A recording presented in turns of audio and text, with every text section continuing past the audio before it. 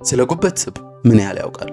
የጉበት ስብ የሚከሰተው ትራይግላይሰራይድ የተባለው የስብ አይነት በጉበት ህዋሳት ውስጥ ከመጠን በላይ ሲከማች ነው። በህክምናው ዓለም የጉበት አጠቃላይ ክብደት ከ5% በላይ ስብ ሲሆን በሽታው ተከስቷል ይባላል። ይህ የሚከሰተው ወደ ጉበት የሚገባው ወይም እዚያው የሚመረተው ስብ ጉበት አቃጥሎ ከሚጨርሰው ወይም ወደ ውጭ ከሚልከው መጠን በላይ ሲሆን በአጭሩ ጉበታችን የስብ መጋዘን እንዲሆን ይገደዳል። በአሁኑ ጊዜ በዓለም ዙሪያ ከ3 ታዋቂዎች አንዱ በዚህ በሽታ ተይዘዋል። ስኳር በሽታ ካለባቸው ሰዎች መካከል ከ60 እስከ 70% የሚሆኑት፣ ከመጠን በላይ ውፍረት ካለባቸው ደግሞ 3/4 የሚሆኑት የጉበት ስብ ይገኝባቸዋል። ይህ በዚህ ከቀጠለ እንደ አውሮፓውያን አቆጣጠር በ2040 ከ2 ታዋቂዎች አንዱ ይህ ሊያጋጥማቸው እንደሚችል ይገመታል። ኢትዮጵያም ውስጥ ሁኔታው በፍጥነት እየተቀየረ ይገኛል። የስኳር በሽታ ተጠቂዎች ቁጥር እየጨመረ ነው። ከተሞች እየሰፉ የምግብ ስርዓታችንም ወደ ተቀነባበሩና ጣፋጭ ምግቦች እያዘነበለ ነው። ለዚህም ብዙ ሰዎች ለአደጋ ተጋላጭ እየሆኑ ነው። ግንዛቤው ግን ገና ዝቅተኛ ነው። ስለሆነም ቅድመ ጥንቃቄ ማድረግ ወሳኝ ነው።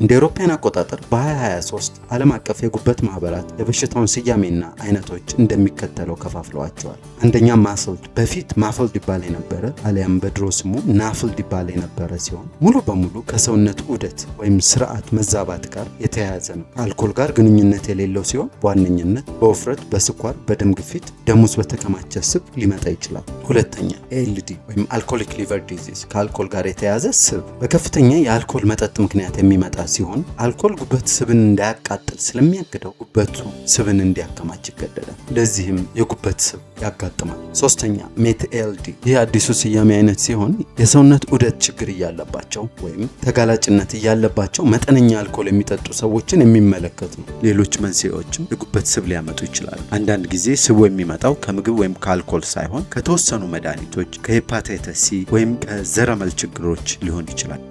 ለዚህ አጋላጭ ዋነኛ መንስኤዎች ውስጥ የሜታቦሊክ ሲንድሮም የሚሰኘው አንደኛ ተጠቃሽ ምክንያት ነው። ይህም ውፍረት፣ ስኳር በሽታ፣ ከፍተኛ ደም ግፊትና በደም ውስጥ ያለ የስብ መጠን መጨመርን ያካትታል። በፋብሪካ የተቀነባበሩ ምግቦችን እና በተለይም በጣፋጭ መጠጦች ውስጥ የሚገኙ ስኳሮችን አብዝቶ መመገብም ለዚህ ያጋልጣል። ለምሳሌ ጣፋጭ መጠጦች ውስጥ የሚገኘው ፍሩክቶስ የተሰኘው ስኳር በቀጥታ ወደ ስብ ተቀይሮ ጉበት ውስጥ ይከማቻል። ከዚህም ባሻገር ሰውነታችን ኢንሱሊንን በአግባቡ መጠቀም ሲያቅተው ጉበት ውስጥ ከመጠን በላይ ስብ ይከማቻል። በጉበት ላይ ስብ መከማቸት ገና የበሽታው ጅማሬ ነው። በሽታው እየባሰ ሲሄድ የሚከተሉት ደረጃዎች ሊከሰቱ ይችላሉ። በመጀመሪያ ሲምፕል ስቲያቶሲስ የሚሰኘው ደረጃ ሲሆን ይህም በጉበት ላይ ስብ ብቻ መከማቸት ነው። ብዙ ጊዜ ምንም ምልክት የለውም። እየቀጠለም ሲሄድ ማሽ የሚባለው ደረጃ ሲደርስ ይህም ስብ ከመቆጣት ጋር ሲቀላቀል ነው። ጉበት ውስጥ የተከማቸው ስብ ጉበትን ሲያስቆጣ የሚፈጠር ነው። እዚህ ጋር ነገሮች ከረር ማለት ይጀምራሉ። መንቆጣቱም እየቀጠለ ሲሄድ ጉበት ላይ ጠባሳ መፈጠር ይጀምራል። ይህንንም ደረጃ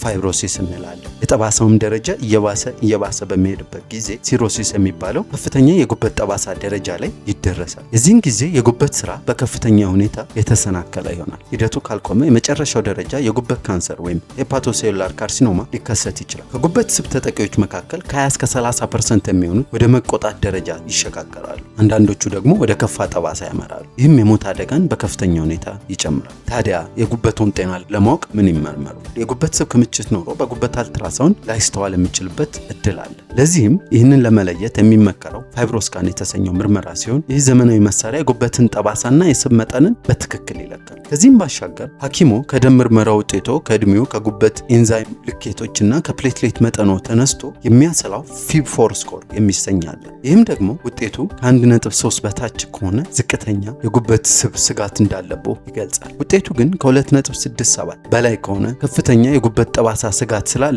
አስቸኳይ ክትትል እንዲጀምሩ ይመከራል። የጉበት ስብ በመድኃኒት እንዲሁም በኑሮ ዘይቤ ሊታከም ይችላል። የኑሮ ዘይቤ ሕክምናው የጉበት ስብን ለመቀነስ ከሰውነቱ ክብደት ከ7 እስከ 10% መቀነስ ይመከራል። ይህ በጉበት ላይ ያለውን እብጠት ሊያስወግድ አልፎ ተርፎም የጉበት ጠባሳን ወደ ኋላ ሊመልስ ይችላል። አትክልትና ፍራፍሬ መጠንን በምግቦት ውስጥ መጨመር ይኖርቦታል። ጣፋጭ መጠጦችን ሙሉ በሙሉ ማስወገድ ይኖርቦታል። በሳምንት ቢያንስ ለ150 ደቂቃዎች መጠነኛ እንቅስቃሴ ማድረግ ይኖርቦታል። ይህ የኑሮ ዘይቤ ሕክምናው ነው። ይህ መረጃ ተጠናቅሮ የቀረበለው በተግባር በጎ አድራጎት ድርጅት። ይህን መረጃ ከወደዱት መልካም ነው ብለው ካሰቡ ላይክ፣ ሼር፣ ሰብስክራይብ ማድረግ እንዳይረሱ።